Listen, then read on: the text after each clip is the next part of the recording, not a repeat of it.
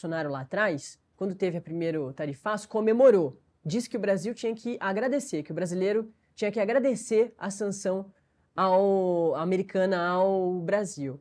Agora mudou o discurso porque Flávio é pré-candidato à presidência da República e viu que o presidente Lula se deu bem. A aprovação melhorou conforme ele reagiu ali de forma mais decisiva, de defender a soberania nacional e, inclusive, conseguiu renegociar, claro, as equipes ali diplomáticas, com os Estados Unidos essas tarifas. Agora ele volta dos Estados Unidos. Peraí, deixa eu só dar bem-vindo de volta, pessoal que está com a gente pela Smart TV e estava no intervalinho. A gente continua falando sobre as mesmas questões agora de tarifaço.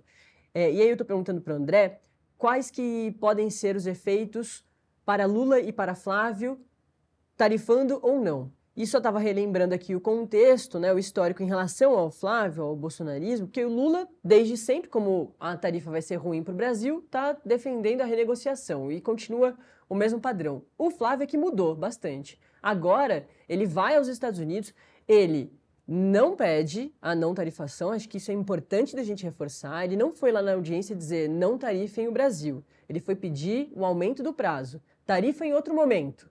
Mas não agora, que acho que é também importante da gente destacar. Porque pode ser que ele volte dizendo que defendeu a não tarifação, mas não foi isso que ele fez. De todo mundo que falou lá nos Estados Unidos, inclusive empresariado brasileiro, as audiências são para isso, o Flávio pediu que a tarifa fosse colocada mais para frente e não que derrubasse totalmente a tarifa. Mas mesmo assim, num primeiro momento, quando ele volta dos Estados Unidos lá na visita ao Trump, ao J.D. Vance, ao Marco Rubio, ele volta dizendo, não, em relação a isso, ao terrorismo eu pedi que fosse mesmo sancionado como terrorista, PCC e ICV, mas em relação às tarifas eu pedi para o Trump não tarifar o Brasil. E nem isso ele fez agora na audiência pública. Então, André, o que pode ser de bom e de ruim para Flávio e para Lula se as tarifas realmente acontecerem ou se não acontecerem? Vamos lá. Tarife no meu governo, então, no meu potencial governo, né? O Flávio falou mais ou menos isso. Joga a tarifa para mim. Uma coisa absurda, surreal. Sobre o Lula, sobre o governo Lula, na condição de governo, presidente e sua equipe.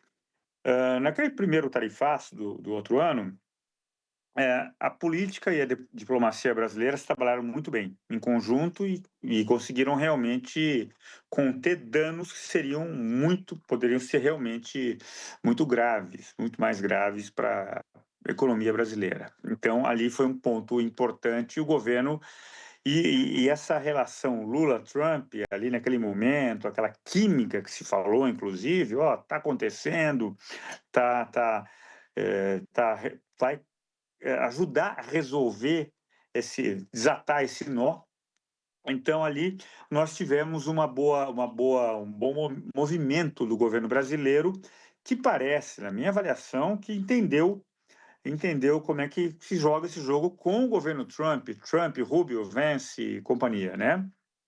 Então, nesse sentido, a coisa avançou bem e me parece que agora também ele pode ter um ganho de imagem diplomática e imagem bastante forte. Ele pode realmente conseguir eh, avançar, ganhar espaço e junto, inclusive, a opinião pública chama-se eleitorado brasileiro, né?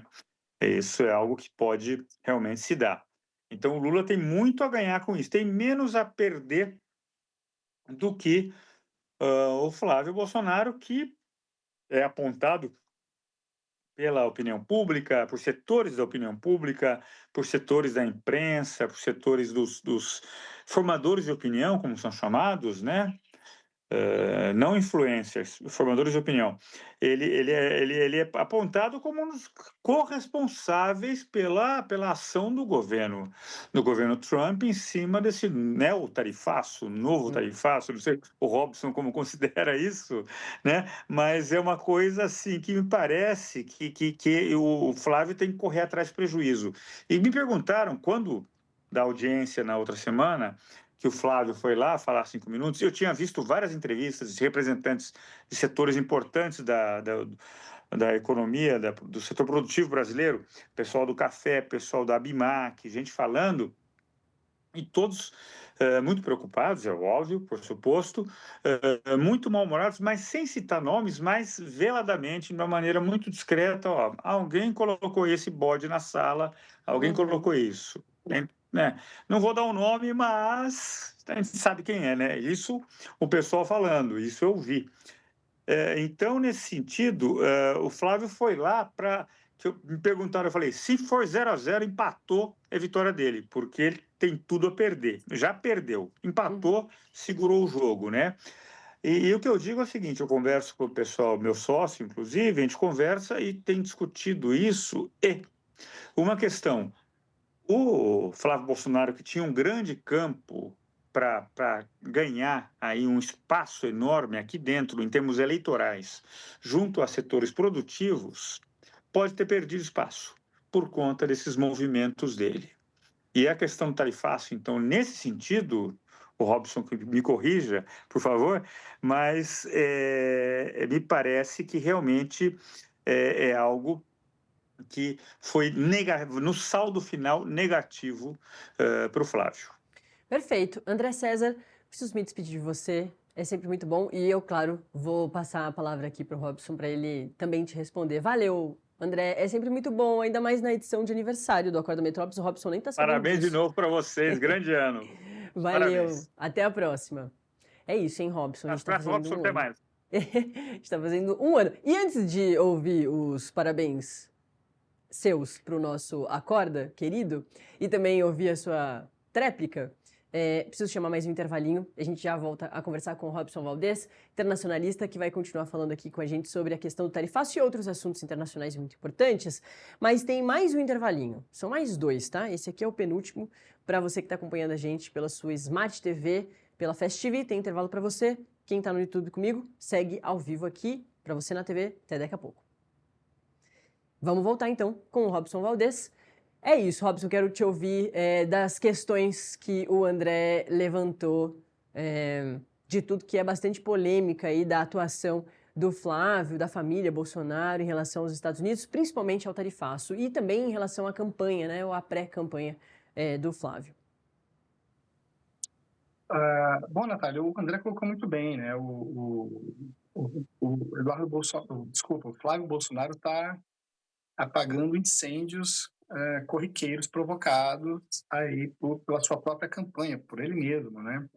E eu acredito que o governo Lula, o presidente, sua equipe, eu costumo dizer aqui com colegas que o governo está jogando parado, ou seja, está esperando as próximas atrapalhadas aí do Flávio Bolsonaro para lidar com questões que são extremamente complexas.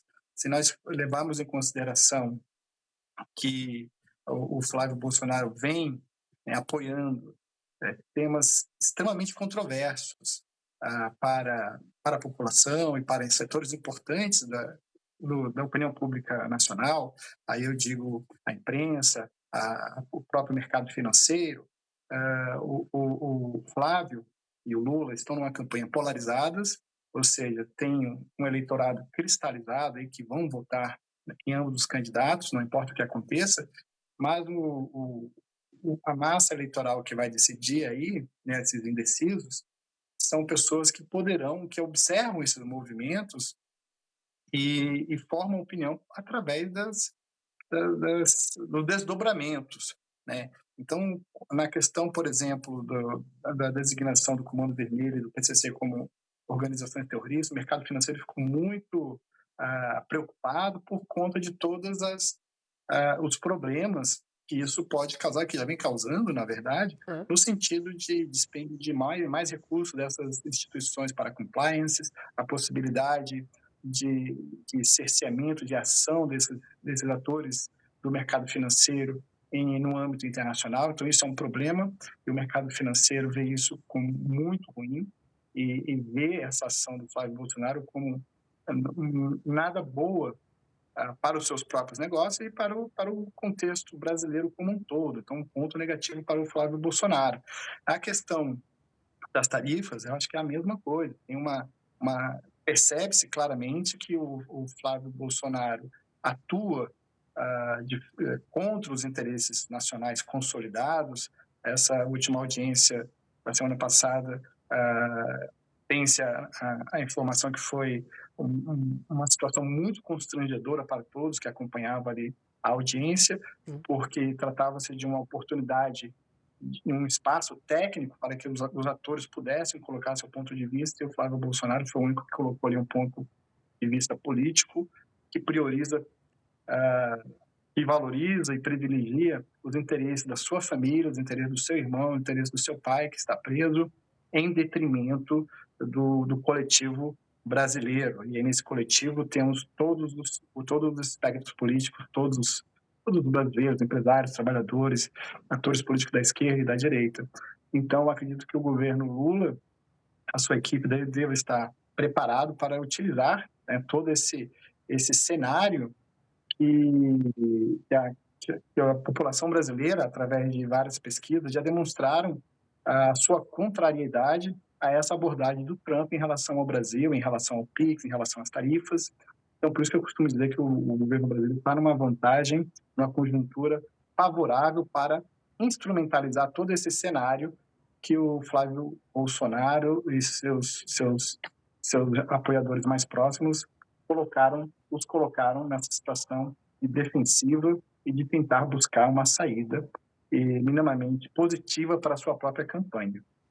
Perfeito. O professor Robson Valdez, internacionalista, está sempre aqui com a gente para falar sobre todos esses assuntos. Professor, nosso tempo acabou, infelizmente, mas a gente ainda tem mais um montão de assunto importante a tratar aqui nesse Acorda Metrópolis de aniversário. Sabe que efeméride também importante que está acontecendo no mundo? 237 anos da queda da Bastilha. Hoje, a França entra de novo ao campo lá na semifinal, na